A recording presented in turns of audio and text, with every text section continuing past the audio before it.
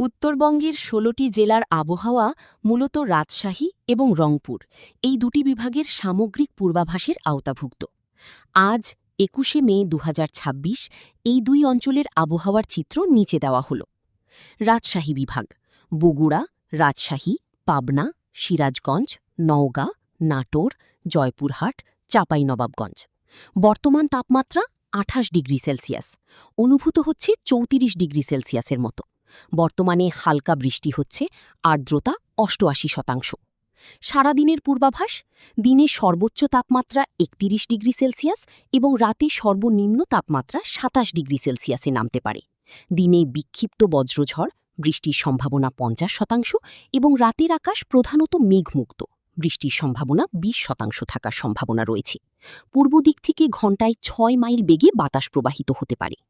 রংপুর বিভাগ: রংপুর, দিনাজপুর, কুড়িগ্রাম, লালমনিরহাট, নীলফামারী, গাইবান্ধা, পঞ্চগড়, ঠাকুরগাঁও।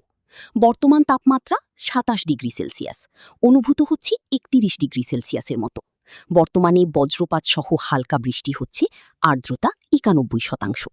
সারাদিনের পূর্বাভাস: দিনে সর্বোচ্চ তাপমাত্রা ৩০ ডিগ্রি সেলসিয়াস এবং রাতে সর্বনিম্ন তাপমাত্রা ২৬ ডিগ্রি সেলসিয়াসে নামতে পারে।